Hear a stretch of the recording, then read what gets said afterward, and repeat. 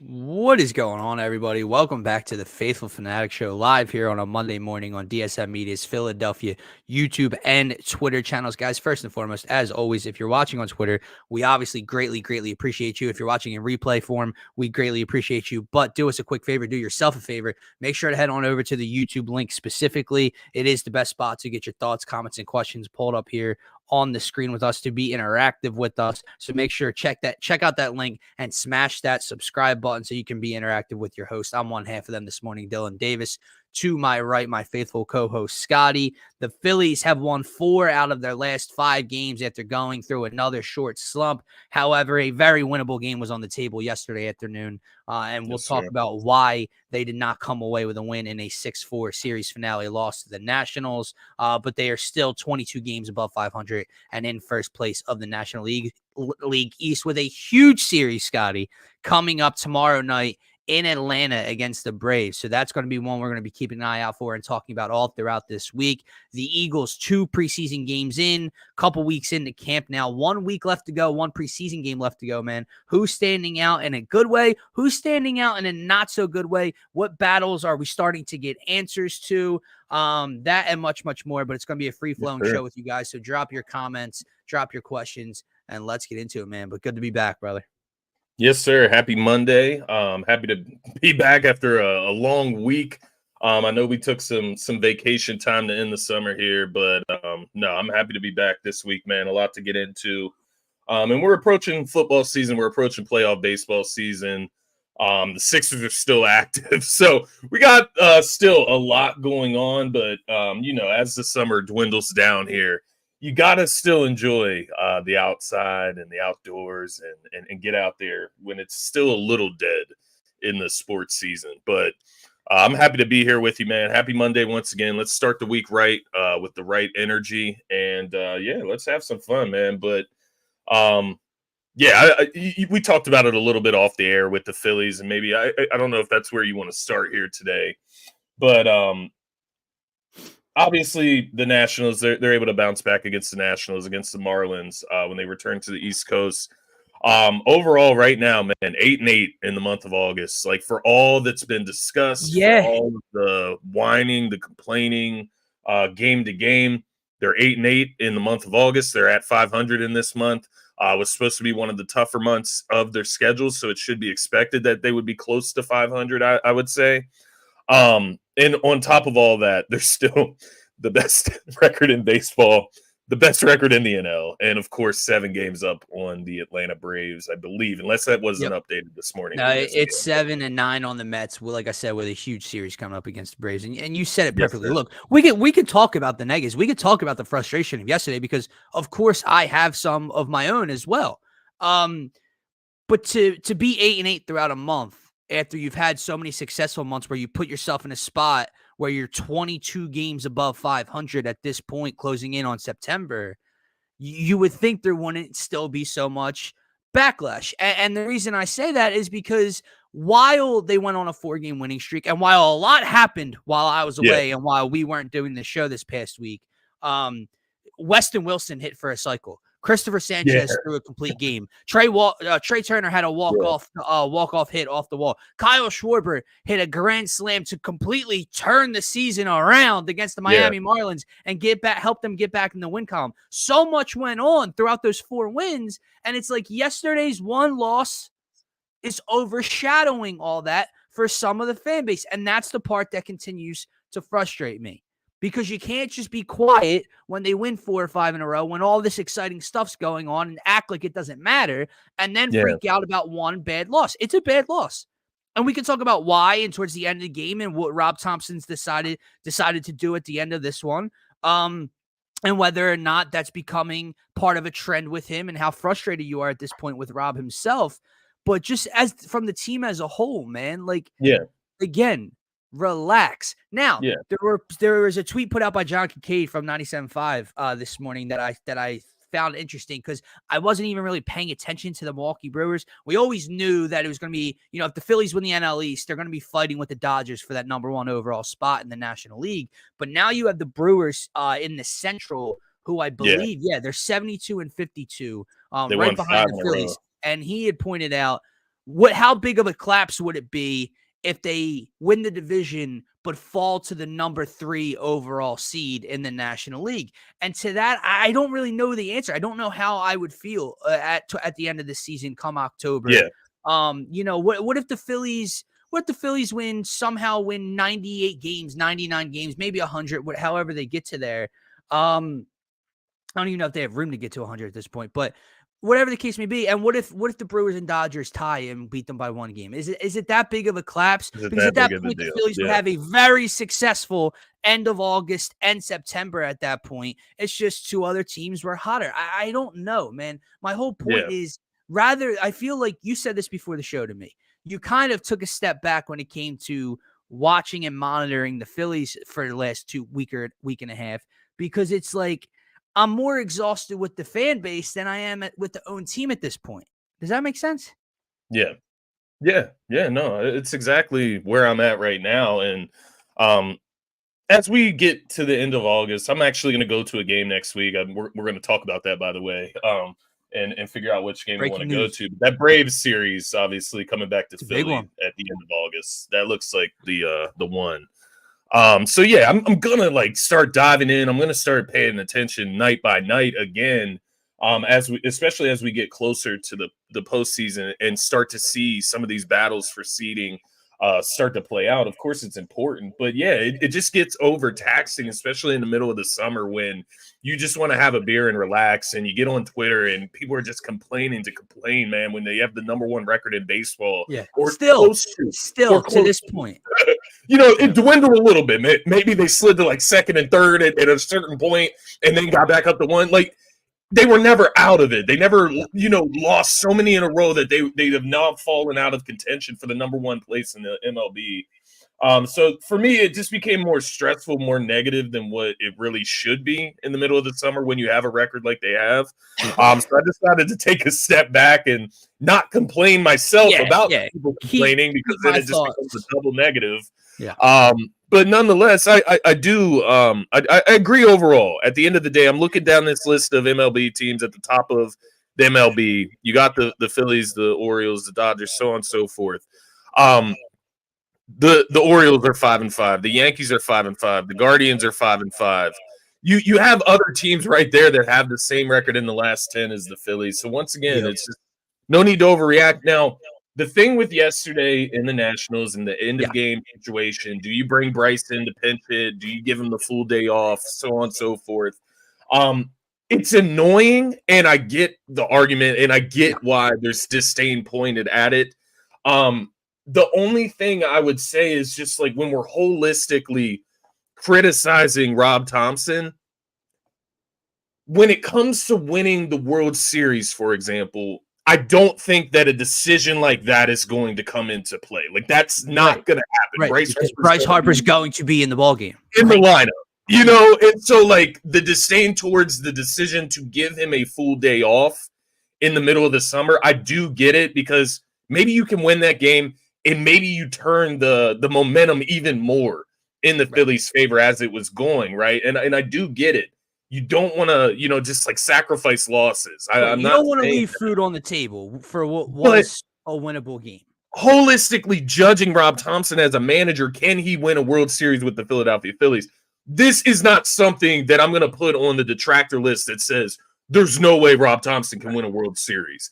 Just a bad decision in a moment in the middle of the season where it is a little confusing what you should do. And if you want to take a positive from this mess or your frustration, if you're one of those people that are very mad at Rob Thompson right now for not batting JT and Bryce in the bottom of the 9th inning, at least he's consistent with it, right?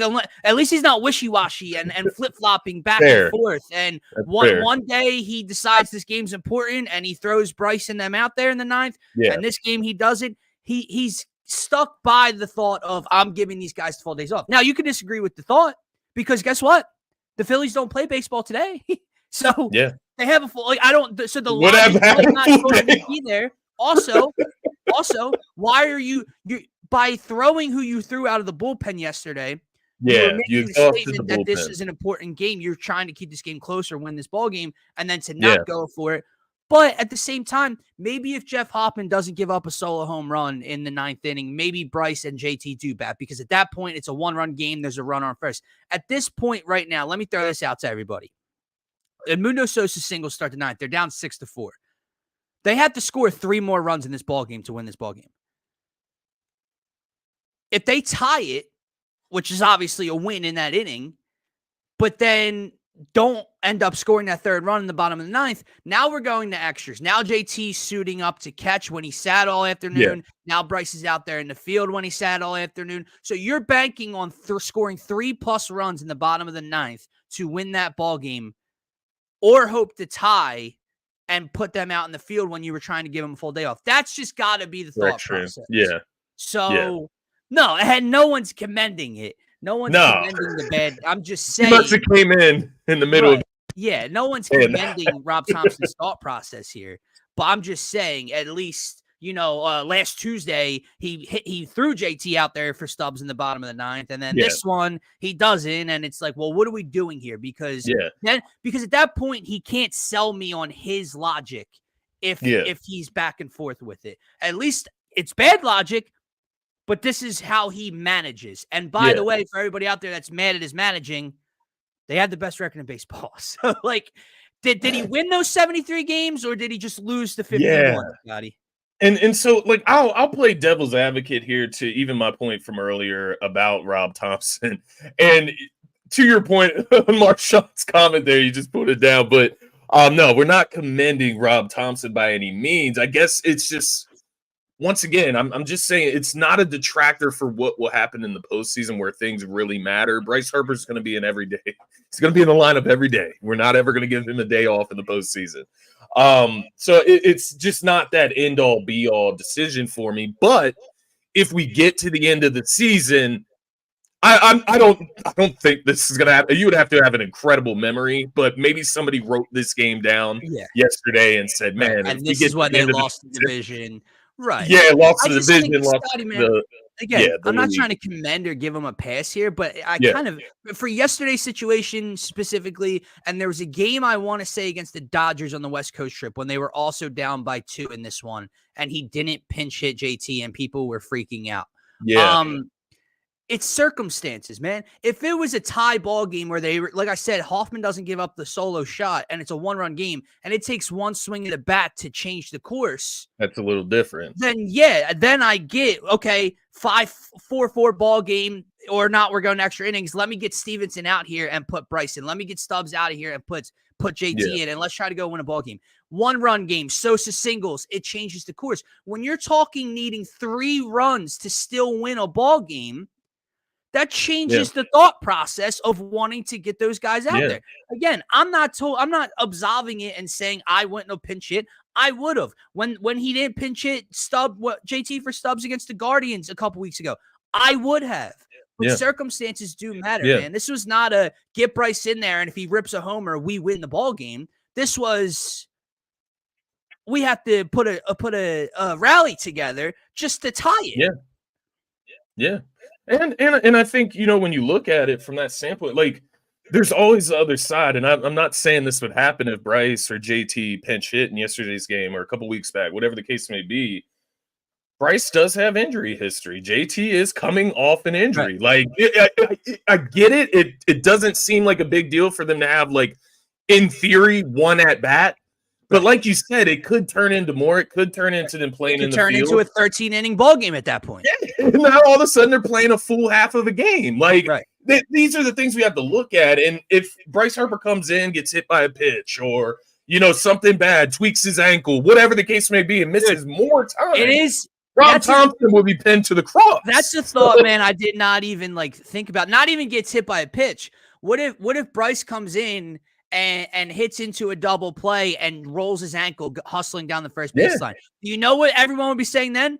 It's a 2-run ball game in August. What are you throwing Bryce out there for in the 9th? So it's always Monday morning quarterback, man. Again, I'm not saying it was the right decision. I personally would have pinch hit them and tried to win the game, especially when Sosa does lead the inning off with a single. But again, guys, this was not if Bryce comes in and rips a homer, we win the ball game and everyone gets to go home happy. Right. This is we need a rally just to tie it. Maybe it goes to extras. Now JT's catching the top of the 10th, etc. Another thing to kind of give Rob a little bit of a break here, because no one wants to point the fingers at the players anymore. Guys that I stood up for right outside the All-Star break and said, these guys are All-Stars. They have to be better, man. Since the second half started, here are your bullpen second half ERAs. Jeff Hoffman, 5.11, gave up a solo home run to extend the lead yesterday. Matt Strahm, 4.76 ERA, gave up the lead right after the Phillies tied it 4-4. Orion Kerkering, over a 6.5 ERA, and Jose Alvarado, just about a 6 ERA.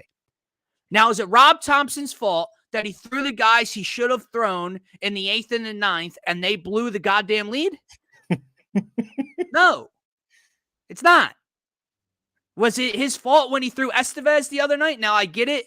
Trey ended up walking it off, but Estevez blew it in the top of the 9th with a 2-run lead. Like these, do you get what I'm saying? Like, yes, you can be frustrated with the decision-making of Rob Thompson. You do not have to take it to an extent of making this big-time statement of your hate for Rob Thompson and he's a bad manager and they can't win with him as manager and da-da-da-da-da. Come on, man. Like, what are we doing? That's where my combativeness comes in for Rob Thompson, is like the overall view. This shouldn't change your overall view on Rob Thompson. It's just annoying. Like, it's just an annoying thing that he does. Like, and every coach has those annoying things that they do. Like, Nick Nurse throughout the regular season did things in moments that I didn't agree with and did not like. So it happens for every coach, no matter how good. I mean, Doug Peterson did things that pissed me off, man.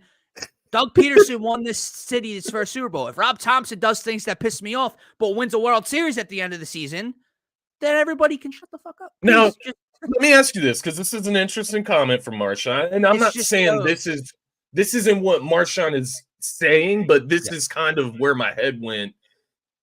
With the Phillies, do you look at it kind of similar to the Eagles, where insert a coach like this team is so good that they're going to win this many games just because they have that talent?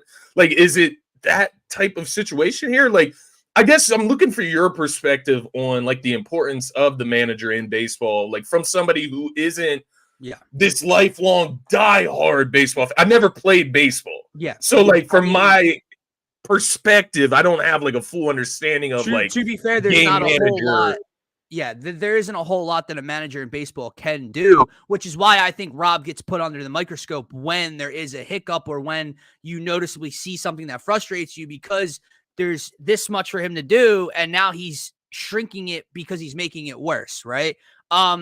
Really, all he has to do is set his lineup correctly and pick his spots in the bullpen. Know when to go get guys, right? Like yesterday, he left Taijuan Walker out there for an inning too long. Should he have gone and got him? In the postseason, did he pull Ranger too early? Did he pull Wheeler too early? Those are the things you can look at from a manager. But again, I get what he's saying. Like there's always going to there were highs last year with certain teams, just like there are highs with the Phillies team. Still had the best record in baseball. The Eagles still had the best record in the NFL at that point. And then look at where we are. But I just can't continue to compare the two teams and the two sports. Just like when people wanted to talk about this 6-game losing streak, like comparing it to the Eagles collapse of last year.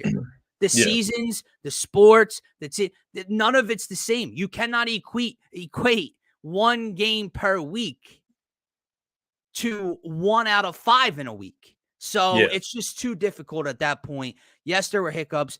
Every single manager makes them. And again, it's not his fault that his 2 best relievers gave up runs in the later innings to blow a lead again and put this team in a 2-run deficit. So I wasn't really expecting to come on here and give Rob Thompson such a pass, but now I've since we're talking through it, I've kind of just stepped back and went, was it a winnable game? Yeah. Is it as winnable as everyone's making it because of Rob Thompson? Yeah. No. Like, that's the thing. Everyone kept saying this was a winnable game. Yeah, it was a very, very winnable game until your 2 best relievers gave up 2 runs late in the game, and now we need 3 in the 9th to win it. That's not such a winnable game, guys. I hate to break that to you. Yeah. Like, If the Phillies blow a 6-4 lead in the top of the ninth, are you saying that was a losable game? No, you're freaking out. That's fair. Yeah, no, I think that's a great point because, like, where we stand right now, I'm speaking for you a little bit here, just because I feel like we're on the same page with the Phillies this season. Where we stand right now, we can't lose our minds over that game. Do you know what I mean? Like, if I lose my mind over that game last night or yesterday afternoon, then I'm just going to be like every other Philly fan that I've been talking about the last few weeks. So, like, I get it. It's annoying. It's an annoying loss. We've had a few of them this month that have been annoying, but they're going to happen. It's baseball. There's exactly. And games. Again, I think where we're at, like you said, what I'm trying to say is 1,000%. It was an annoying loss, and it was a very, very winnable game. A game probably they should have had at the top of the seventh, top of the eighth inning. At the top of the eighth, I think it was. My point is, it didn't slip because of Rob Thompson's judgment. It didn't become a losable game because of what Rob Thompson decided to do. It was the right decision to throw Matt Strahm. He gives up a run. Okay, not the end of the world. We got 2 innings to get that run back. It was the right decision to throw Jeff Hoffman there. He gives up a run. Now that winnable game, like I continue to say, becomes you needing almost what you scored in the entire 8 innings in 1 inning to win it. So it wasn't a winnable game in the bottom of the ninth. It would have been a hell of a comeback. Could they have rallied? Yes. Was it likely? I'm going to say no. So again, everyone just relax. And this is, I think I'm comfortable saying this. This is the biggest series coming up of the season at this point for them. Now, I'm sure after this one, there will be another one like next week when Atlanta comes to town and maybe the division leads 5 or 6 at that point. And me and you were sitting here talking about how important this series is. But for the time being, 7-game lead in the standings, fighting for the number 1 overall seed in the National League. A very, very big series traveling to an Atlanta team that is still dealing with issues of their own, man. Like, Scotty, they're only 8 games above 500. That is something we're not used to seeing from the Atlanta Braves. Now, obviously, they've won their last 2 series, but they've lost games to the Angels and the Giants. They lost a series to the Rockies right before that. They were coming off a sweep against Milwaukee and losing 2 out of 4 to the Marlins. So they're in a little bit of a struggle spot as well. And let's see. That's right. Reynaldo Lopez has been out. You have Riley and Soler and Darno are day-to-day. I mean, they're still beat up, man. So, yeah, going to Atlanta is always a scary thought at this point. But it's going to be a very winnable series for the Phillies. And we're just going to have to see. And I mean, it goes back and forth because, like, my mind instantly went to that Dodgers series out in the West Coast and thought, you know, the Phillies, when they have these matchups, they show up. And then as soon as that thought came into my mind, I thought about the Diamondbacks series on the West Coast. And I was like, well, I guess maybe that's not full on true. But I think the Phillies at the end of the day, man, we talk about this a lot. This is kind of like a read the room type of situation. Like, this is a very important series going down to Atlanta. So, yeah, I would say if you start to see like the little mental lapses in a series like this against Atlanta, maybe you can hold a little bit more weight there. Yeah. Like if they blow a lead, you know, in game 1 of this series tomorrow night, probably holding a little bit more weight there than in a national series or the Marlins series or so on and so forth. So yeah, this one is pretty important, man. Like, even obviously we have the other series at the end of the month coming back to Philly, but if you want to get a stronghold on this division, you go out here and win 2 of 3, win 3. I mean, you're putting yourself in a really, really golden spot against this team when it comes to locking up this division. So it's going to be exciting. I'm going to try to grab some drinks for these couple games here and really enjoy these. But I was just going to say to you, I'm looking here, the 29th to the 1st. Oh, that's a 4-game set as well. Mm-hmm. That is looking like a very nice series to get down to the ballpark for. So we'll have to figure something out. Weather should be nice. You know, it won't be too hot. Like, yeah, that sounds nice. Yeah, man. And look at who you got going for you on the bump for this series. Wheeler, Nola, Sanchez. I mean, yeah, no excuses. No, and you got Fried, obviously, who we've raked earlier in the year on Wednesday. You got Schwellenbach on the Thursday game. Right now, it has Lopez as a starter, but when I just saw, he's still on the 15-day IL, and I believe he just went on it like a week and a half ago. So I'm not expecting Reynaldo Lopez to pitch, so I'm expecting that to change as well. So you're gonna have the pitching advantage in basically every game. Maybe you're even in the Nola Fried matchup, but the Phillies consistently seem to hit Max Fried very well. So we'll continue to talk about that, and we'll have a game under our belt by the time we get to Wednesday's show, man. Let's move on, though, here. Let's move on. Before we get to the Eagles, I do want to shout out the Sixers and Daryl Morey here for a quick second. Yeah. You're going to have to let me hear it. I got to hear the name one time so I can get it. All right? It's the last name, or no, I guess it's his first name. My bad. So his last name is the one that I know. So Yabusele, right? That's the last name. Yabusele. So Gershon. That's how I'm gonna say it. Gershon Yabusele. Obviously from the French national team. If you watch the gold medal game with the USA, he's the guy that dunked on LeBron. Yeah. It's like gonna be a moment for him for the rest of his life.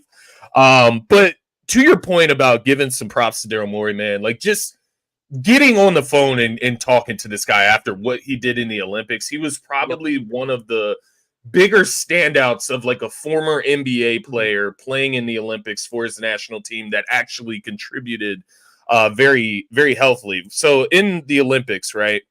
Let me find the numbers here. I had them pulled up earlier. Here it is. So he's 28 years old, so he's a little bit older. We're not talking about like potential here or anything like that. We're talking about what he is. 14 points per game, 3.3 rebounds, 51.9% from the field in the Olympics. The last couple years over playing for Real Madrid in Spain professionally, he's shot above 40% from the three-point line, so he's improved as a shooter.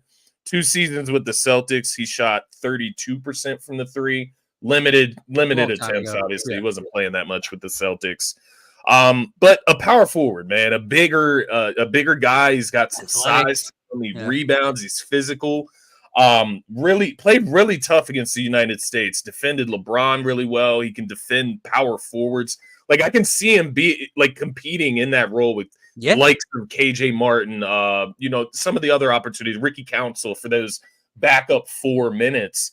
So once again, just like filling your roster with guys that maybe they can get into the rotation. Like there's no guy on this roster right now outside of maybe the rookie Adam Bona. Like I don't think he's going to crack the rotation right now. Outside of him, there's not really anybody else on this roster that I can't see touching the floor for meaningful minutes. Like better than Marcus Morris, I would say this is. Honestly. Yeah, I just think it was a fun and different, inventive way to fill that last roster spot, right? It was not something everybody was, thinking was coming, like a Marcus Morris, like you were talking about. It was outside of the box. And really, if it doesn't work out, it was your last roster spot. We could figure something out. And if it works out, it's a gold mine, right? Like you said, he's a bigger, more athletic, could be a stretch 4 if he shoots anywhere around 40. I mean, if he shoots 36, 37+% from 3, you can put him down as a stretch 4 for you. Obviously got up over LeBron. That's the highlight everyone keeps talking about. It's got athleticism. The masterclass from Daryl Morey continues. Did Joel Embiid play any role in this, being the Frenchman that he did? Did the French, but maybe not, because maybe the French players shared the same thought process that the fan base and the country did towards Joel. Who knows what that relationship would be like? I mean, he has to feel okay with it coming here and playing next to Joel. Hey, so if Joel plays for France, he doesn't get this contract. Maybe that's the way to look at it. Yeah, maybe he gave an opportunity to him. Maybe there's no opportunity. Maybe there's no option for him to showcase that, man. But there's another thing that comes with this too. And again, it doesn't always work out. And there is a reason that guys play overseas and don't get to crack into the best league in the world, that is the NBA. Yeah. But as well as I do, especially when you see those Olympic rules playing for Real Madrid, that's a different kind of league. That's a more physical kind of league. It's a great and point. bringing some of that toughness, some of that physicality with that build, that could pay dividends down the box. I mean, now you're large down there, Scotty. Now pause. But now you have Yabusele. Now you have a 7-footer in Joel. Now you have a 7-footer in Drummond. Now you have some size and some strength down low, in which you didn't before. You went from Joel to a 6'8", 6'9" Paul Reed, and a bunch of undersized power forwards like KJ Martin and Ricky Council and Marcus Morris, etc. So this roster, we continue to talk about it all offseason. We talked about the wings. We talked about the guys that can handle the rock, the backup point guard position. He's done such a great job. It's so evened out, it feels like. It's complementary. It seems like it's going to fit around Joel, which is always the focal point. Again, it was an outside the box signing to fill out the roster. If it doesn't work, it doesn't work. There's no pushback from it. If it works out, that is just an A+ signing at that point.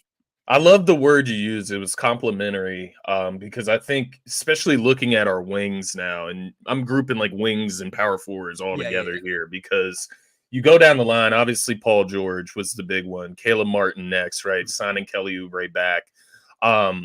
Ricky Council, the fourth, right? You KJ look across the board, KJ Martin, Yabusele now. All of these guys present different skill sets that they can bring to the court and a different look that they can bring. Obviously, KJ Martin's like the high-flying rebounder, right? Like, he can grab the boards. He can play dirty down low. Yabusele's bringing the physicality. He's going to get in there and get grimy, get dirty, defend maybe your best wing player at times, maybe your biggest wing player. Paul George is the star winger, right? Like, so like down the line, that's what I'm getting at here. They all have different skill sets that they present, which creates versatility. You can put a lot of different looks around Joel Embiid, and that's just crazy to think about. It's what we've always asked for, is just like the open and creative mind when you're thinking about Joel Embiid and putting talent around him. Like, and it makes it, really dude, it just makes it so much better that the Phillies are doing what they're doing and they're a World Series contender, and football's right around the corner, and we have these such high expectations and fun expectations for the Eagles.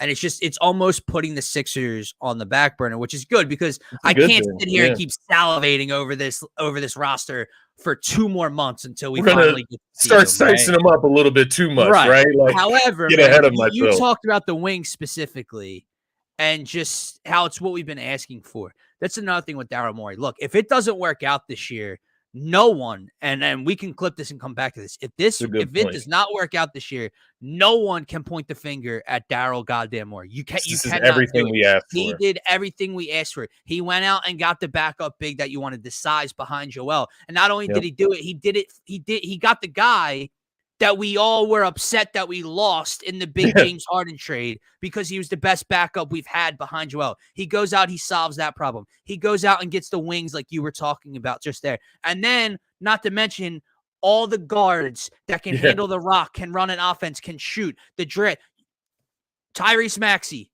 Kyle Lowry, Reggie Jackson, Eric Gordon, Jared McCain. That's 5 different options at guard, man.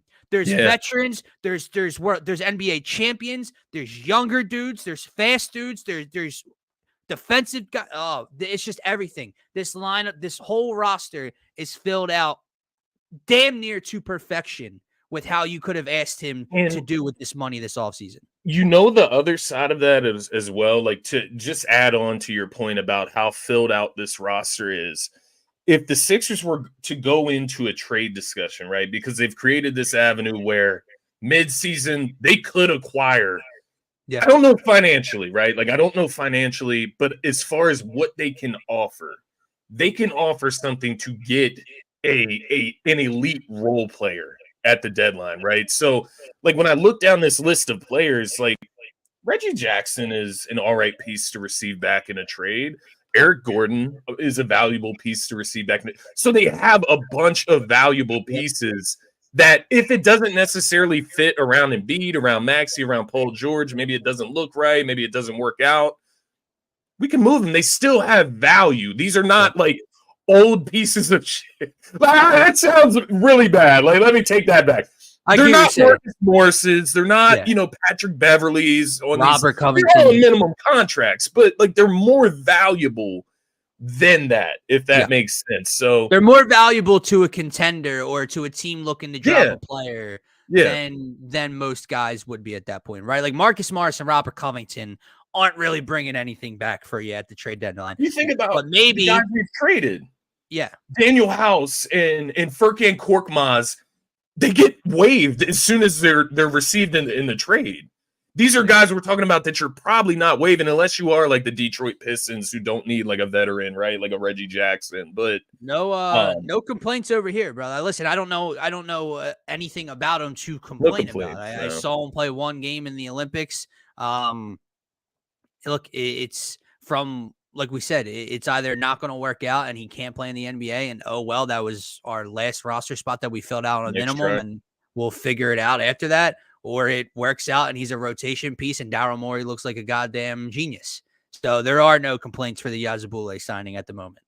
Yeah, no complaints. I like we said previously. I think he's better than a Marcus Morris. I think he's better than even like a Robert Covington, just because he's a little younger, a little bit more energy. Like I think that is important as you start to fill out the bottom of the roster. It's And not dude, maybe look, and he got about, his like, money, like skill set rather than energy. he got the minimum contract, but there's got to be a hunger to a guy like him to get back compared in the league. to an older vet like that, right? A guy that's made his money, that's been around the block in this league. This guy did not have success his first go around. He's played overseas for quite some time now. He finally gets the opportunity to come back, and not only come back, play next to some of the best players in the league and try to compete for an NBA title. And he knows that coming in.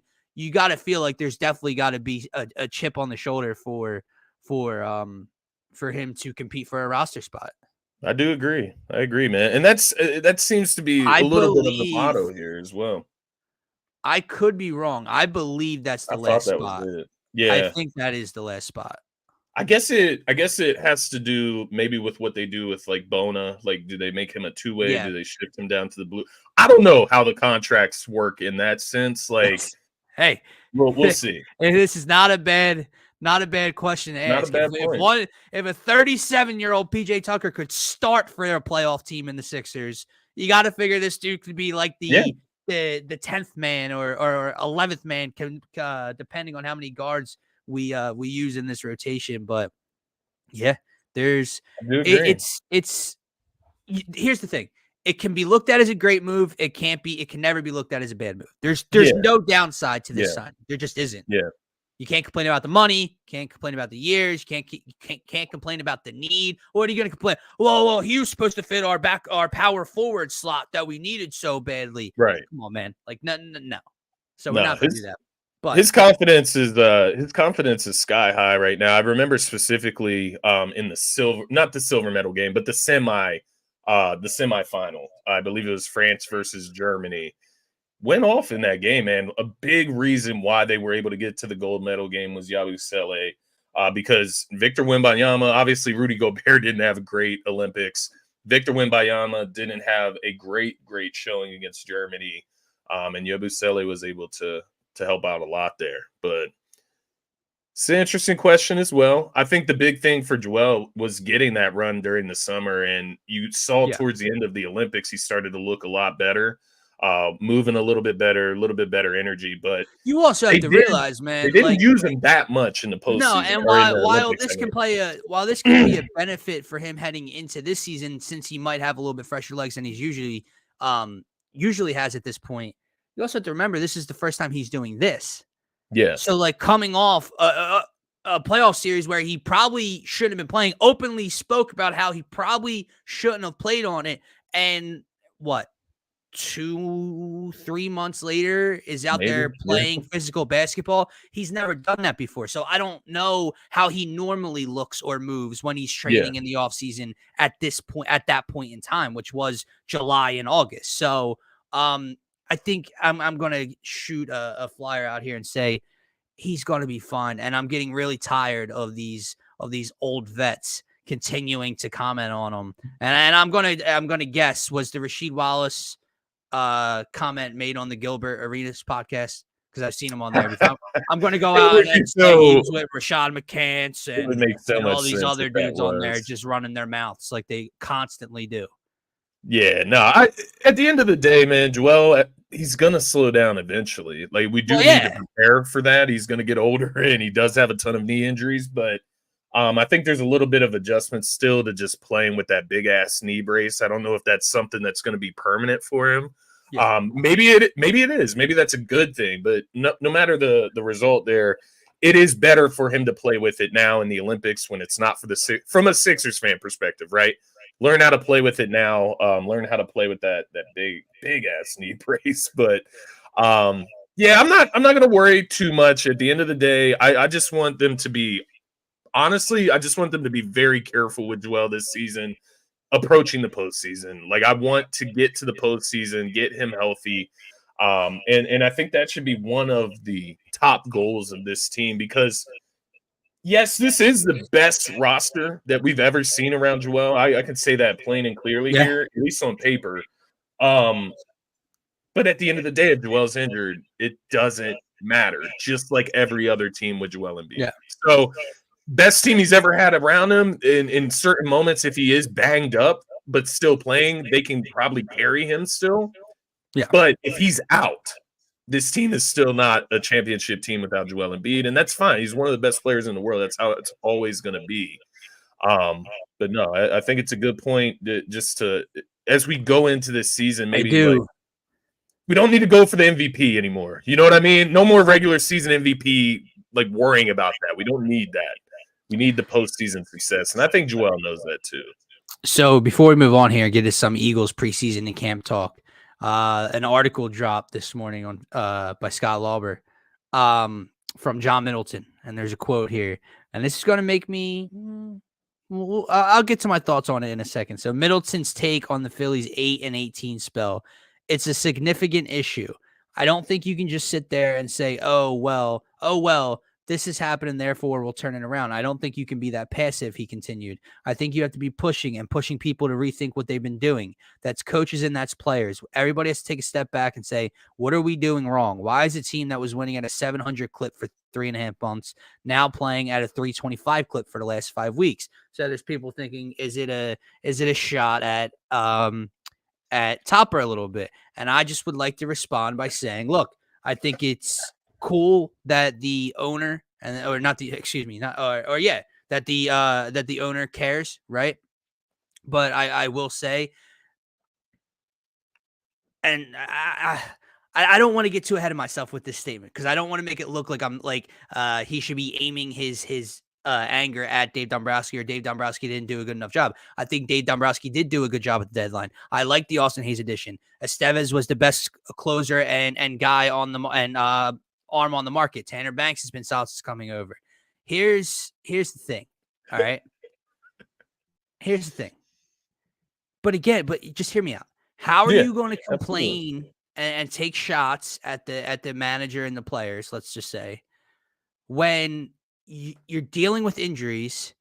Your big bat deadline move got hurt like 5 games in, and your starters are still hurt. So every 2 out of 5 games, Taijuan Walker is throwing. He's being forced to throw. There's no other options. And basically Tyler Phillips and bullpen game is taking place.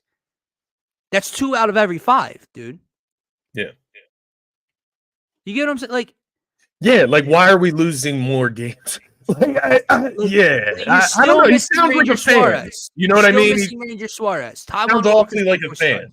Tyler. So like my whole thing is like why is a team that was playing at a 700 clip now playing like this? Should they be playing at a 325 clip? No. Should they have gone through that stretch? No. But they have been very, very hurt, and you did nothing to improve the rotation, which is what you and I talked about during the deadline when everyone was bitching about the bullpen, when everyone wanted this and this big bat and this big time power hitter and everything.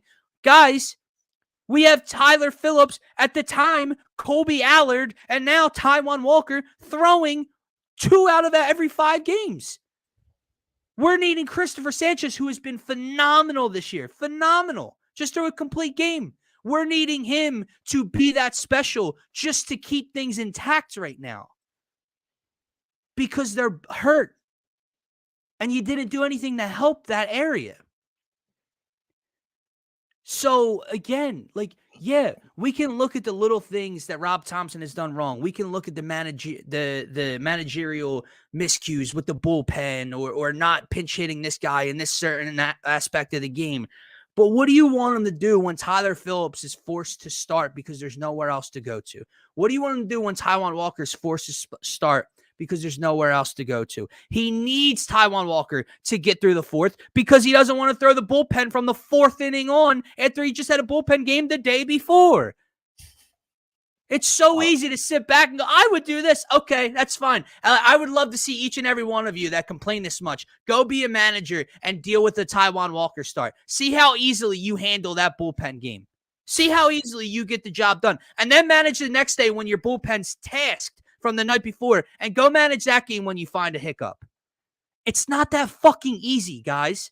I'm not saying he's right. I'm not saying he doesn't make mistakes. They had the best goddamn record in baseball. They've had one of the best records since he's taken over the job. They went to a World Series. They hosted an NLCS Game 7. But apparently, he doesn't win any of the games, Scotty. He only loses the games. Shut the fuck up, man. I'm getting like really, really aggravated with this fan base, man. This is, and I'm listening to what you're saying, and it sounds like we are talking to the Philadelphia Phillies fan base, man, but it's the owner. It's John Middleton. So, like, I'm curious. Like, I get your thoughts around Rob Thompson and what Middleton said, but what about the fact that the owner coming out and saying this, like, not just saying this, but saying anything really in the middle of the season that kind of puts this perspective out there. Do you know what I mean? Like, I don't know. Like, it's okay for a fan to maybe doubt the manager, but I don't know. I guess it depends how you take that quote. Like, to me, it does. It sounds like there's a little doubt there between the owner and the manager as far as like what's transpiring here. But maybe he did say that a team is winning at a 700 clip. Maybe it's partly the players. Yeah, he's going at both. But dude, and here's the thing. I torched him for this. But again, you have to sit back and you have to go, well, who else are you throwing? Because Craig Kimbrell was paid to be the closer last year. Craig Kimbrell made an all-star game last year. Then he fell off the table. So that was the design. The roster design, the bullpen design was built by Dombrowski and this team to have Kimbrell be the guy at the end of the year. It didn't work. Is it also Topper's fault that Bryce Harper, Alec Boehm, Kyle Schwarber, and Trey Turner couldn't get a fucking hit in the last 3 games of the series? That's what I'm talking about. No one's saying he's perfect. Yeah. My point, Martian, is people take it too far. You're allowed to complain and be frustrated. I was frustrated with him yesterday. That does not mean he's not a good manager overall. And that's what some people are saying. Not you specifically, just on social media. And then when they win 4 games in a row, those same people, I don't even see tweet about a Phillies game being played, Scotty. It's like the Olympics with Joel Embiid. You wouldn't even know they were on television. The second there's a miscue, the second there's a loss, it's the same person's fault. It's the same person's mistakes. Because it just takes me back to, and I know once again, I'm not trying to compare the Eagles seasons per se. I'm not trying to compare these team seasons by any means. It just takes me back, like if Jeff Lurie came out and said this, like during that stretch, right? Like where we're losing games, and he says, how did we go from, the 10-1 Eagles to basically almost missing a playoff? Like Sirianni would be on the cross, like ready to get fired the next day. I don't know. It's just interesting, like timing. It just doesn't seem like I was just going to bring that up, man. I do not like the timing from the owner at all. Yeah. Because, again, I could see if the Phillies lost all of their ground from the NL East and the NL as a whole, and they were still playing very bad baseball. Like, they didn't win 3 in a row at one point and beat the Dodgers, then lose a couple, then win 4 in a row, then lose 1. Like, if they have continued to play this ugly brand of baseball, and, the Braves are 2.5 games out of the division right now, then I could see this comment being made. Through all of this bad stretch, they've lost 1 game in the standings from the Atlanta Braves and still have the best overall record in baseball by a game or half a game right now. So what is the purpose and timing of this quote from the freaking owner, dude? Yeah. But whatever. We'll let that go. Yeah. And we'll get into I don't this. know. We all know who the real problem was. You are right. And I think this we can start here because Scotty did send me a clip from Get Up earlier. They were talking about what's a successful season look like for the Eagles and Nick Sirianni. Basically, like, how can Nick Sirianni keep his job? And Scotty, man, I think at this point it's very clear, at least through the media, that Nick Sirianni is like the number one head coach on the hot seat coming into this year. I think it's fair, because you and I were talking about I probably wouldn't have brought him back in January because of the way I thought the team quit on him and how he couldn't regain the locker room. There are articles continuing to come out about, obviously he doesn't have a say over the defense. It's Kellen Moore's offense. And then I just saw did you see the quote the other day that Big Dom, apparently from Derek Gunn or something, Big Dom is the guy that has this team together and pumped up. So someone was like, what exactly does Nick do here? Yeah. You know what Nick needs? Nick needs success. So it's not Super Bowl or bust. I think that's a really hard task to throw on someone. If they go to the NFC Championship game and lose by a field goal to the Niners, or they go to the Super Bowl and lose to freaking Mahomes by 4 again, is he going to be fired? Absolutely the hell not. Right. I just don't know. I say he needs success, but I also don't know if it's something you can point your finger to, Scotty. I think it's just when you see it, you're going to know it. And what I mean by that is why would I have fired him at the end of last year? What did I just say? Why? What would my reason have been? Because he lost the locker room. The way they just did not show up for a playoff game for this guy. The arguments on the sideline week after week, the dysfunction week after week. Maybe they go 11-5 again, but it's a consistent 11-5. They're playing hard every week. There's no giving up. They win a playoff game, right? They go to the division round, and maybe they lose to whoever in the divisional round, but they lose by 3 or whatever. I do not think Nick Sirianni loses his job at that point. Well, that's what I mean by if you see it, you'll know it. If you see the dysfunction and the lack of hustle for guys appear on a weekly basis, then they are not playing for this dude again.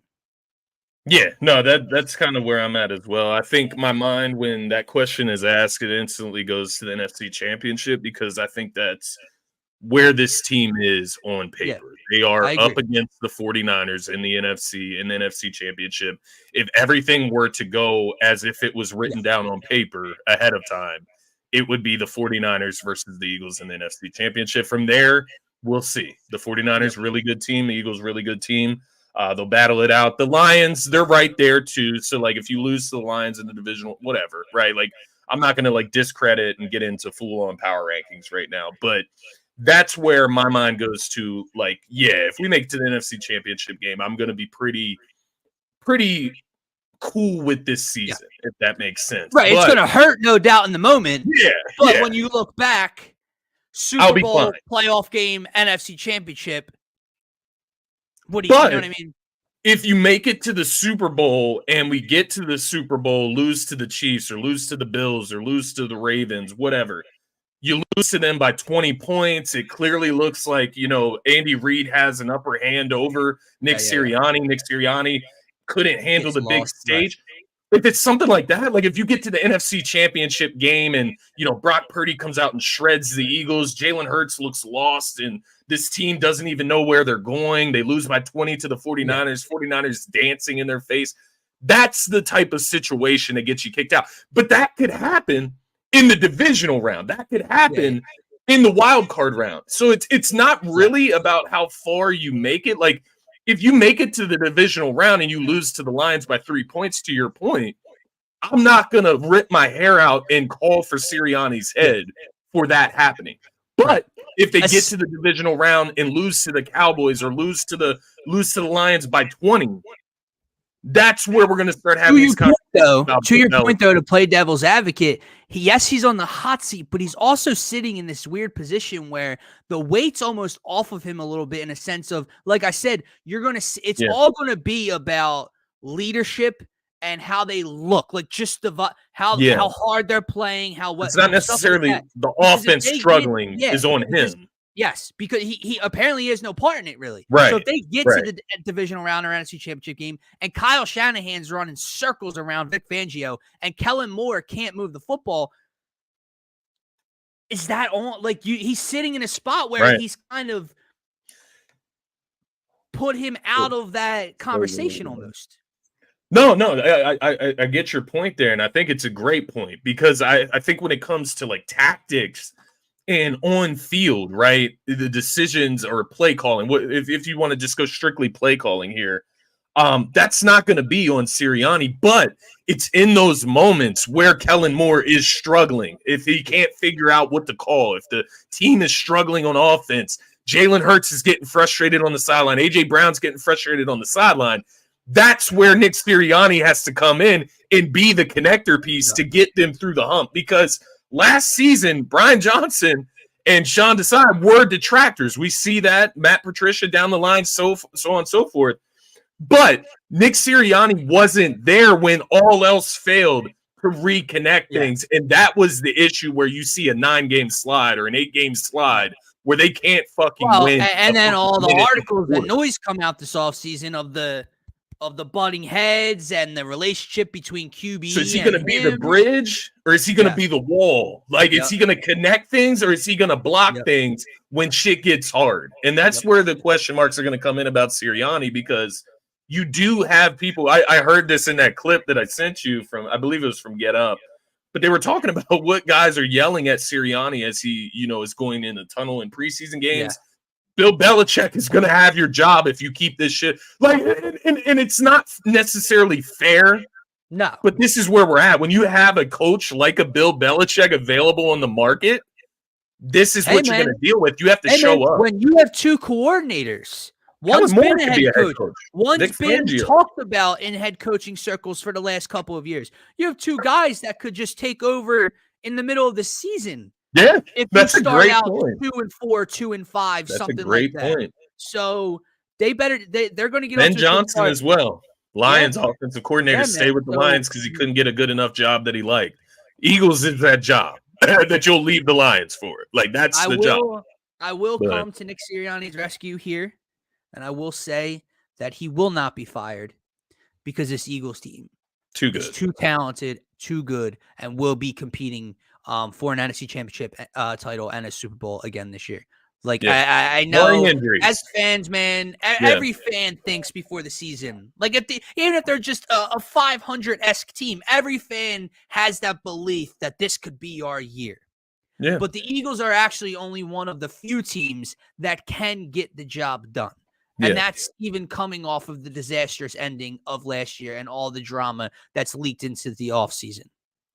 Because I look at that playoff game, and yes, while they quit, Scotty, and down the stretch, while they quit, I can't just ignore, obviously the play calling on both sides, but the injuries all over the board, man. Like, that's something in the moment you try to just pass on it. Yeah. But, I mean, Dallas Goedert, again, missed an extended period of time. Jalen Hurts, we know, was injured. AJ Brown missed down the stretch and missed the playoff game. You had guys like Julio Jones playing as wide receiver 2, and then he gets knocked out of the playoff game after a series or two. So while, yes, it looked really bad, that also, like, right now, if you're taking this Eagles team on paper, that was nowhere near the Eagles team on paper in a playoff game, in a playoff situation. So that's why I believe he will ultimately just even be saved by what this team can be, even if he is a little bit of a detractor in the locker room. And I just, like, at the end of the day, man, like, that defense, I don't know if it can get, like, worse. I mean, maybe if you start James Bradbury at safety, like we've seen here time to time, it could get worse, but I don't think that's going to happen with Vic Fangio.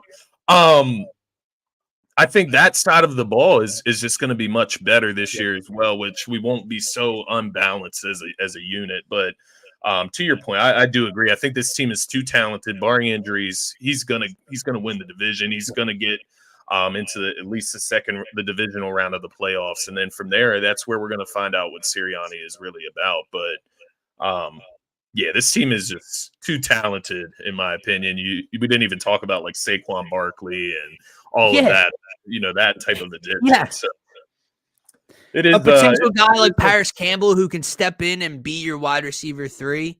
There's a lot to be excited for when it comes to this Eagles team, man. And you've seen some of it in the preseason and throughout training camp so far. Again, we're over a week removed from the last time we spoke on this, really. But just to continue to see the clips and the tweets and the reports come out about how well number 1 is playing right now continues to boost my energy and boost my confidence in him. Again, it means nothing right now. We know that. Duh. He hasn't played in a preseason game yet. Duh. I get that. But just it's a little bit it's reaffirming to me that he's looking the way he does post, hopefully, a big injury. What's standing out to you, Scotty, so far through the couple weeks of preseason and through the couple weeks of training camp? Poor or good. It could be a negative, anything. I wanted to comment on the Jalen Hurts thing because obviously there's been a big deal made about the 0 interceptions reported out of camp so far, practice. And I get it. Like, people are trying to make it like it's like not a big deal or that it's like a detractor. I saw Nick Wright's clip. I'm not even going to like get into that because no, we're not even getting that that's an odd thing to say. But for me, it does show like a positive sign because last year I thought he was just forcing it too much. That's why we saw the turnovers, forcing it downfield, trying to get the ball to AJ when it's really just not there. Throwing into double coverages because you think you can make the throw. Like, if you're not throwing interceptions, it means you're not necessarily – there is a downside. Maybe you're not taking the necessary risks to score points all the time. I don't know that that's the case or not. That's not something that's really been reported, that he's just been super conservative. I just don't know what people want. He's just not turning the ball over. Yeah. So look, you don't have to blow it into a big deal, right? Like, no one has to be making this a big deal. Like, oh my God, did you see Jalen hasn't thrown an interception? I don't care about it that much. My point is, you can't go into this offseason saying, I need to see him make better decisions with the football. I need to see him protect the football. There's reports that he's protecting the football, and then you laugh at it and say it's no big deal. It's a little bit of a good it's a positive. That's all it is. Yeah. It's nothing crazy. It means nothing towards the regular season, but it's a positive in the right direction. And to this point, Sam Bradford never balled out in a Super Bowl. So that's what I'm saying. I get what you're but like if Jalen was a rookie right now or coming off his rookie year where he was and was looking good, wouldn't matter. Yeah. The preseason right now, the training camp wouldn't matter. But we know the level he can play to, and now the reports are how he's looking with the football. Did you see that clip of his throw to Goddard with the defender right on his hip, right on the sideline? Like those types of throws we've seen in the biggest moments. That's the Jalen Hurts I need to get back this year.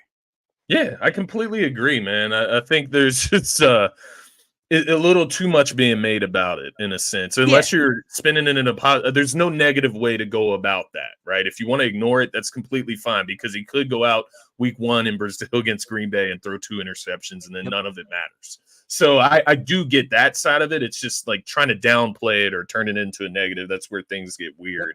I agree. But let's talk about some of the standouts up and down, right? Like bad or good. I'm going to start with good, man. And what I've been seeing and reading and seeing from specifically Nakobe Dean, but the linebacking unit as a whole seems to show a lot of promise. Maybe I don't want to use the word potential. I want to say promise because we obviously know Zach Bonds had a great camp and, Nakobe Dean is battling it out with him for that other starting linebacker position. But the fact that Zach Bond is there while Nakobe Dean is still getting this high praise just shows how well both of them are playing. Jeremiah Trotter Jr. has shown some flashes of talent in the preseason games at camp, in practice. So this linebacking unit as a whole is starting to – I don't want to say like it's starting to look good. No, it's just starting to look like not as big of a detractor. They look like NFL players, and that's all I need. You can make plays. That's all I need from that room because you have your playmakers up front, you have your playmakers on your back end. Would I love a standout linebacker? Yeah, but we don't have one. So all I need from that potential room is to just be formidable, be right around league average, because the other two parts of this defense can boost that part up. So that's what I'm looking for, man. I agree. You're seeing more out of Nakobe. I've seen a lot of things, a lot of tweets from Jalen Hunt during later on in the preseason games, Yeah, he's getting another in the guy. backfield and making plays.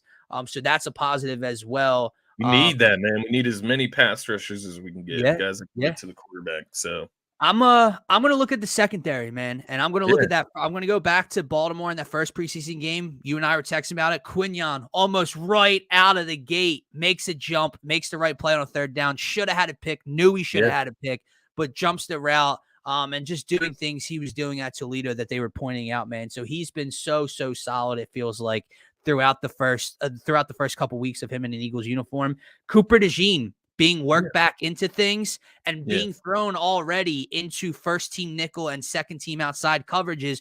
I think it gives you a little bit of an idea of how they view him, and that he quite possibly is going to be a starter-esque, role-esque type of player in the secondary. Kelly Ringo, Isaiah Rod. I feel like I just continue to see positives day in and day out, at least about one of the corners in this secondary, which is a huge positive for this team, man, because of where they were a year ago. Yeah, no, I completely agree. And there's one guy that you didn't mention there, and I understand why, because I think he is a little bit of a forgotten guy in the secondary, but it's Avonte Maddox. Yeah. And it's not that I want to go into the season like relying on Avonte. You know, like at the end of the day, there's obviously a competition right now, I believe, between him, Quinyon Mitchell, so on and so forth, for that starting slot corner. Obviously, I'm with you. I do want to see Quinyon Mitchell start. I'm not lobbying for Avonte Maddox, but if they ultimately do go the route of Avonte Maddox, if he performs well, right, and earns that spot, we have seen him have good seasons before with the Eagles. We can see that he has talent.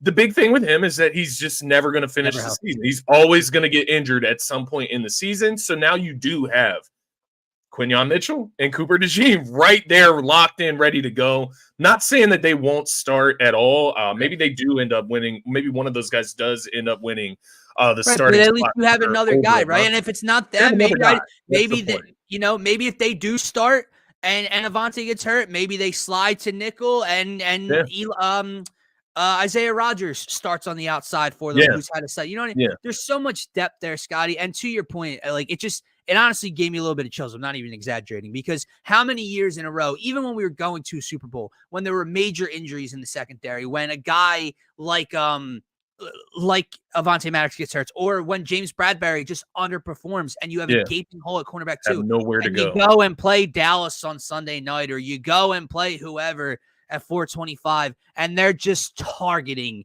the backup corner who has to step up and just isn't ready. How many guys we've seen just be put on an island, get clipped, and never get to play for the Eagles again over the last 4 or 5 years? Knock on wood.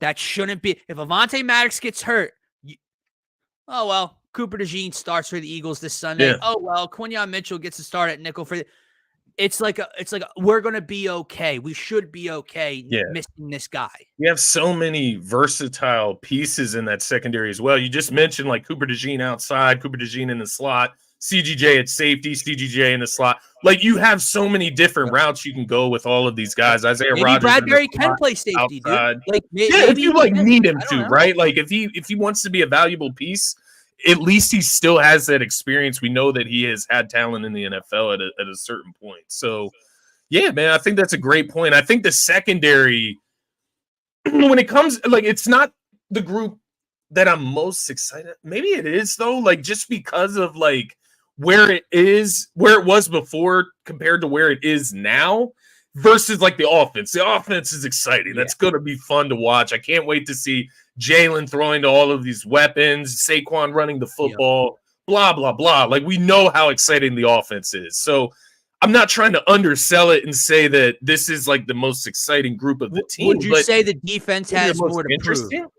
Yeah, that's exactly what I'm saying. And that's why I maybe find the secondary a little more interesting to see how it's going to play out. Because you know why, Scotty? Because it's not just last year how bad both sides looked. It's even when we've had the highest of success. It's even winning an NFC championship. It's even going to a Super Bowl and competing down to the final minute, 55 seconds of the ball game. We've seen the offense have the highest of highs. Even with that success, our defense has let us down. The Super Bowl we won. Yeah. Tom Brady put up historic numbers. We didn't force a punt. Yeah. The Super Bowl we lost. Didn't force a punt. So even in our highest, most glorious moments as a fan, our defense has consistently been an issue, whereas we've seen the offense ball out and win games and win Super Bowls and compete in Super Bowls. Here we are again. It's almost like a given with Kellen Moore and all this talent. They're going to put up top 5 numbers in the NFL. Yeah. What's the defense going to do? I was just reading Hunter's comment there about Rodgers. Yeah, tiny but small, man. All right, tiny but quick as hell, I mean. Tiny but I do agree with you, though, man. The offense is kind of what you're, locked in on. That's why we're so confident in what the Eagles can do this year, because even if the defense is bad or average, this is a team that's so good offensively, they still should be able to compete at the top of the league. They can score 42 points. Like the Bills game last year. When we were still winning games, right? Like Jalen comes back, and what do we have to score to beat them? High 30s, low 40s? High 30s, yeah.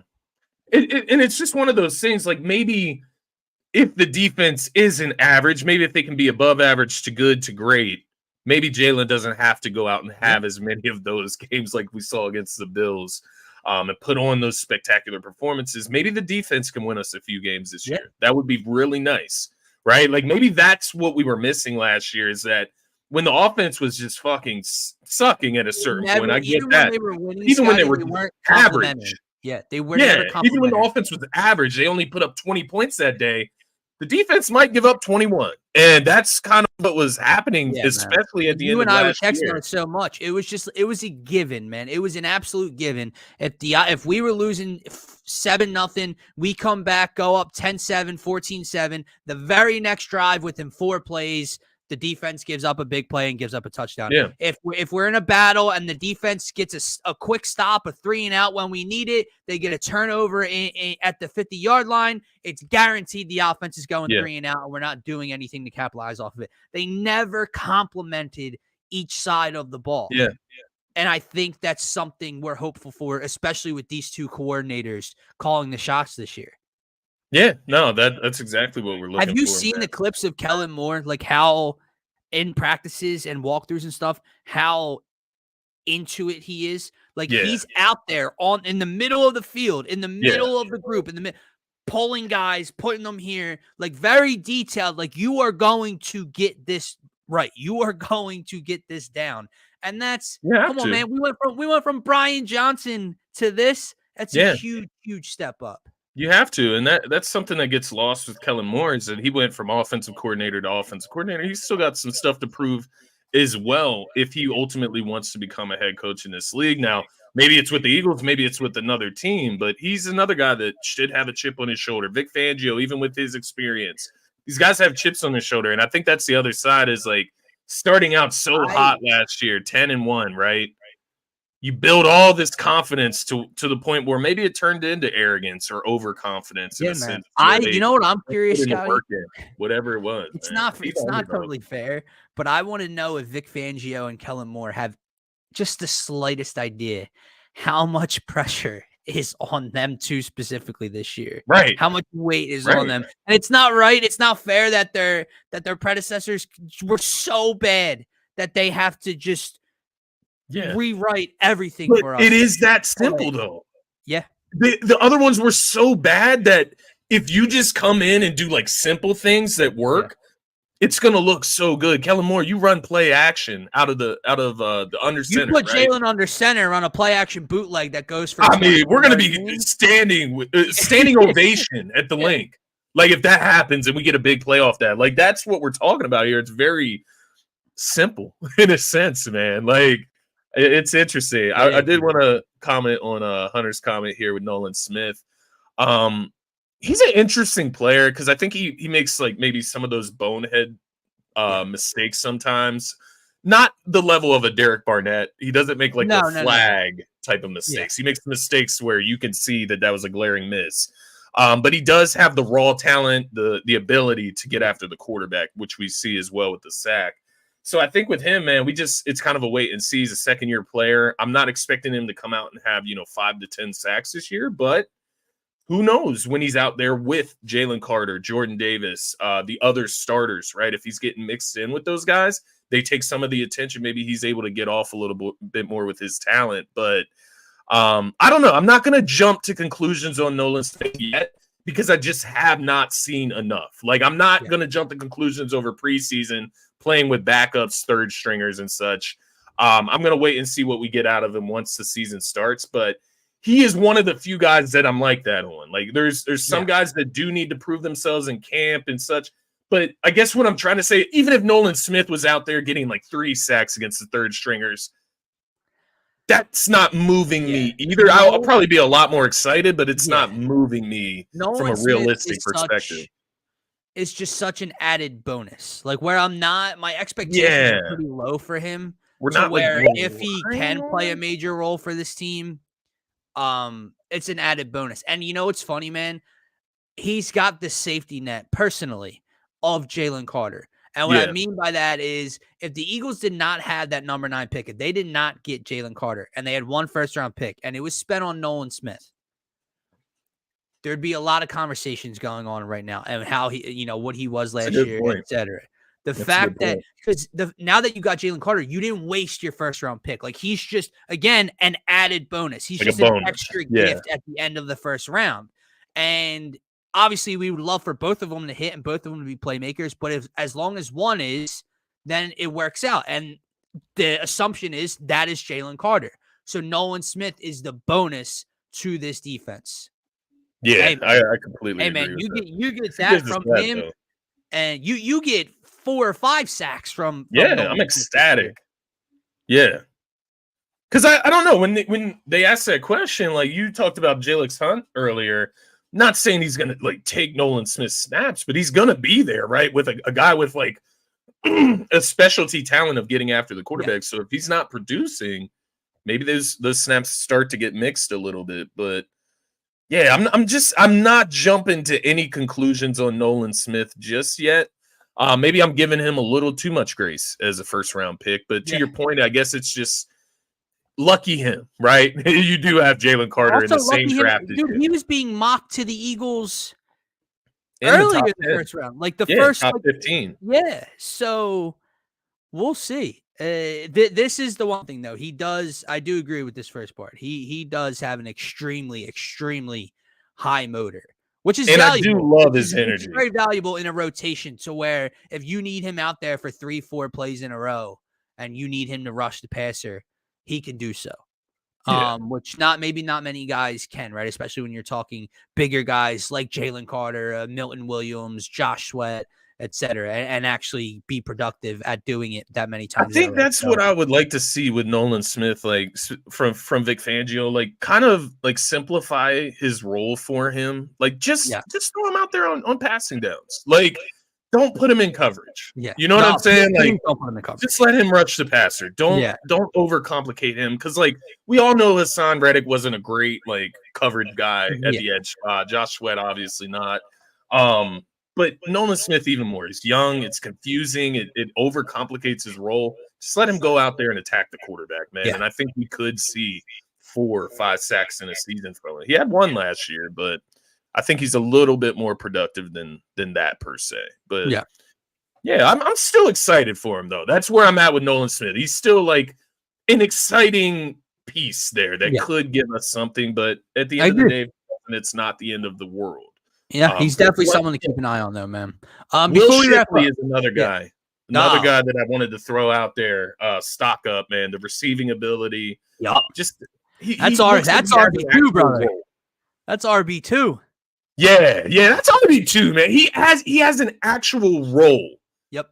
Outside of Saquon Barkley, whereas Kenneth Gainwell, he'd be good, I guess, if like Barkley goes down. But Saquon can catch the ball out of the backfield as well. Kenny Gainwell isn't different enough from Saquon to be taking valuable snaps away from Saquon. Will Shipley, while Saquon can catch passes out of the backfield, he is a smaller, quick, just change of pace type of different type of pass catcher, if that makes any sense. Like you can almost motion him outside and get him into the slot and see what you can do with him in those scenarios. Kenny G's not different enough And again, I know, not every run, especially in this day and age of football, no running back is touching the ball 30 plus times anymore. They're not playing over and over and over on snaps again. But you're going to get very frustrated as a fan seeing Saquon have 17 carries and Kenneth Gainwell having 10. 10. That's just not a big enough gap for me. Whereas if Shipley comes in more and he catches 3 balls and runs 2, then that takes the ball away from Saquon a little bit, but it's different and it can change things for this offense. But also, I do have faith in Kellen Moore that Saquon Barkley will get the ball. I do too.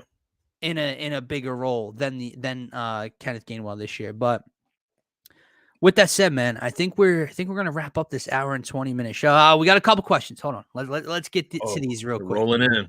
Let's see. Before we leave, excited about Johnny Wilson being our wide receiver 3. Yeah, man. I mean, I here's the thing with Johnny Wilson. I don't know that he's going to be your bona fide wide receiver 3, but I think Johnny Wilson will have a role as a slot receiver in the red zone type of area. Like I think Johnny Wilson is going to make the team, and he is going to play for this team this season. I just don't know that he's going to be your slot type of receiver like a Paris Campbell will be. I do think he's a huge target, and I think that's where you're going to see him most come red zone time. It's interesting. Yeah, and I do agree with what you're saying. It's just interesting, like in the past, I guess, how things have worked with the wide receiver 3. It's usually kind of like a niche guy like Zach Pascal who's just going to be out there to like block, right, on wide receiver screens and such. I am interested to see who comes away with that wide receiver 3. Like, do you just go with like production? Do you go with like best fit?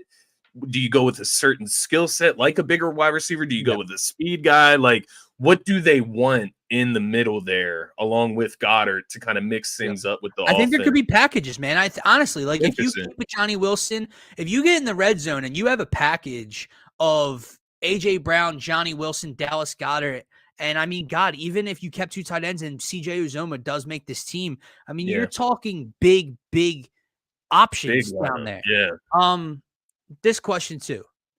Do you see Saquon doing what Swift did last year, numbers-wise? Obviously, Saquon Barkley here, DeAndre Swift down here from a talent standpoint. But numbers-wise, obviously, Swift went over 1,000. I forget how many total touchdowns he had last year. I don't think it was a ton, right? Because 5 rushing, 6 total. 6 total, over 1,000 yards, which is a very nice year. Yes, I see him doing this, and I see him going. I think the touchdowns is where I think he has more touchdowns. Yeah, I think total, because I think he's going to catch a few. I think you're going to see Saquon Barkley around double digits. I think you're going to see Saquon Barkley in the total 11, 12 type of range for this team. Yeah. And if he's used like he should be, Kellen Moore's a smart enough guy. Sign him to a 3-year deal. How he never does that. Should get the ball a ton. I think you're going to see 1,100 plus rushing yards from Saquon Barkley this year, man. Like Scotty, I'm not going to go on a rant now. We can do it when we get closer to regular season and we do our player predictions and stuff like that. This dude, he is the you know what this is? This is Trey Turner coming to the Phillies for me. Yeah. They went to a Super Bowl. They were this good. But then you add such a difference maker to get you over the hump. And I think that's what this is, dude. He is the ultimate weapon outside of Christian McCaffrey. I am so excited to watch him play in the fucking Eagles. I do think, like, when you look at the Eagles, like, just from that touchdown perspective, right? There's like an order of like not seniority, but like star player and getting your touchdowns, right? And Jalen always gets the Philly shove or the tush push, whatever you want to call it there. I think Saquon is such a big talent, such a big name, bigger contract. Yeah. I think he gets some of those a little bit more than a Swift or a Gainwell has gotten in the past. I think he gets some of those like giveaway touchdowns, if you want to call them that. 2-yard line, 2 yards. Yeah. Stuff like you that. don't need to risk Jalen in that. I agree. Like, why? Like, you don't listen, man. If you have 1st and goal on the 1.5 yard line, I get it. You could take money to the bank and just give it to him right away. Why put him in that situation? Turn the ball, hand it to Saquon Barkley 3 times in a row if you have to. If he gets stuck at the 1 3 times in a row, hats off to the defense. Then on 4th and goal, I'll shove it down your throat. Pause. with the Philly, with the brotherly shove. Okay. Yes. But outside of that, like turn around, first and goal, dude, just give it to 26. Yeah. That's where I'm at, man. That's where I'm at. You can tush push it, but with Saquon under the center. Like that's where I'm at. Like I look at it like Jalen, yeah, you want to get him the touchdowns, you want to make him look good, of course. But I think Saquon is that guy that comes in and he's gonna get his. Whereas Swift, you don't get those type of privileges here. You know what I mean? So, yeah, I don't know. There's just something about Saquon, the name that he comes with, the big talent that he is. They're gonna use him, and they're gonna get 1,000%, man. I think Kellen Moore is too smart to know that. I think there was definitely a conversation with Kellen Moore and management how I can utilize this guy because again, Howie Roseman doesn't give money to running backs. 3 years of Saquon Barkley at big-time running back money. That does not just happen without a plan, without a conversation, and without the thought that this guy's going to be a huge part of what we do on offense. Do you think this is the last question I'm going to ask about it before we get out of here? We're dragging this out. But with Saquon, do you think we'll see as much variance game to game as we saw with like a DeAndre Swift, where one game he's getting 20 to 25 touches. Next week he's getting less than 10. I do think there's going to be a variance because there are so many mouths to feed, and there's going to be different game plans against different defenses. Obviously, you know what defense does well versus pass, run, etc. How we can attack them. But it's just not. It should never be that huge. He should never go from 23 carries to 7. Ever. Yeah. I don't care if he's averaging 2.8 yards per carry the game before. He should not touch the ball less than 15, 16 times out of the backfield. Yeah, that's what I was going to say. 15 to 25 touches. Yeah. Like that's where I'm at with Saquon each game. I agree. And 15's just too low, but I get it. It's still low, you want to throw the ball. You do have A.J. Brown. You have Smitty. You have Goddard. Jalen's going to run the ball. If you're airing a team out. Calls. There's so many throws, so many everything in a game in 60 minutes where, he's not going to always touch the ball 22 times. Yeah. But he's just too much of a weapon not to touch it 18 plus times a game. So that's honestly going to be the hardest thing, like figuring out each game, like predicting which one of those players is going to go off that game. It's going to be the hardest thing to do. There's TD props, baby. There's TD props. Fantasy, and how angry you're going to be when you take Saquon to score and they get to the 2 and Jalen shoves it home 3 times in one game. Yeah. But Kenny G stealing touchdowns this year, man. Yeah. I can't deal with that. We're all so excited about Johnny Wilson being an Eagle in the red zone until you bet A.J. Brown or Smitty to score a touchdown and the target goes to him. Johnny Wilson. What the? It's going to happen. But anyway, happen at least once or twice. Anyway, guys, that's going to do it for this fucking hour and a half show of August that we just discussed. We will be back Wednesday morning. Not Friday. Scotty's B-Day weekend's coming up, right? Is this the week? Correct? Yeah. My weekend it stems into next week. I think my birthday is actually like next. Let me just be sure. I'm pretty sure it's next Monday. Yeah. So, but the boy's got a birthday weekend to get to. We will be back Wednesday though. Talking Get Eagles, some turf Braves talk out game there 1. as well. More Eagles camp going into the final preseason game, what we're looking for, and hopefully much more as we get into football season. College football returns, small dose of it, very small dose, returns this Saturday. Florida State at Georgia Tech, a top 10 team getting to play to kick the season off at noon. So if you want to gamble on it, entertainment's back, man. Back. With that said, happy week away birthday, Scotty. Appreciate it. We'll be talking to you guys Monday or Wednesday. Excuse me. I'm getting thrown off here. If you are new to the channel, if you're watching on Twitter, if you're watching in replay form, do us a favor. Help us out. Help yourself out. Subscribe to the YouTube channel. Peace, everybody.